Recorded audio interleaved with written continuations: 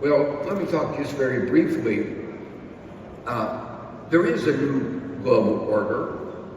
Looking at it from the perspective of the Western Hemisphere, I just was in Canada. I can tell you that they do not want to be the 51st state.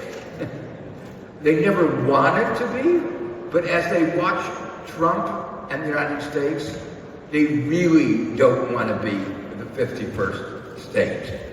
But they are afraid.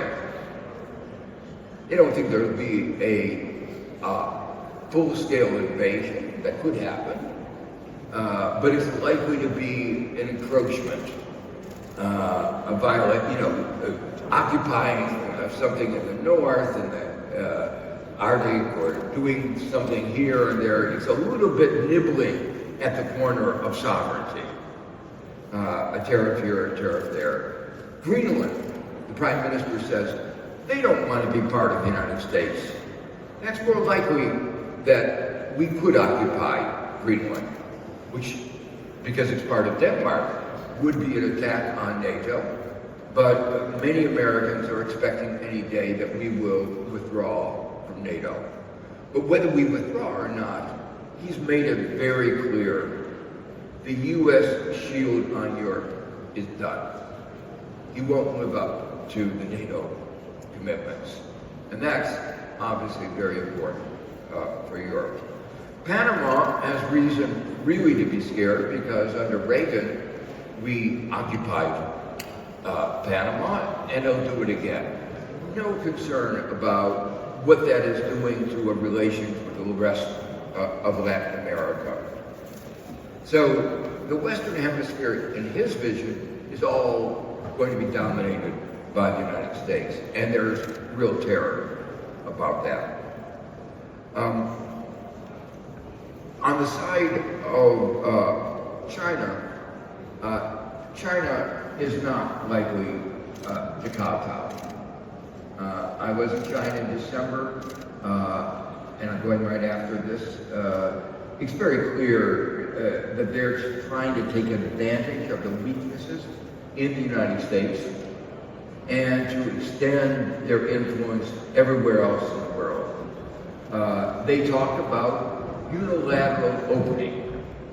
So the irony is they're talking about the rule of law, a rules-based international trade system. So they become the defender of the rule of law in the rest of the world. But they are going to take advantage of get access to resources. They are taking this as a real opportunity. In between, as I said, the U.S. is really Trump, I should say, not U.S., because I don't think of Trump as reflecting the views of the U.S., but U.S. power. You've seen what he's done, this new relationship with Russia. It was scandalous when the U.S. at the UN voted with North Korea and a few other rogue states not in support of Ukraine and vis-a-vis the Russian invasion of Ukraine. So, to me, it is extraordinarily important for Europe to stand up against Trump. Europe is the only remaining bastion of human rights democracy that is left in the world. So it's a lonely position to be in, but I think if Europe is united, they can really become the defender of democracy and human rights.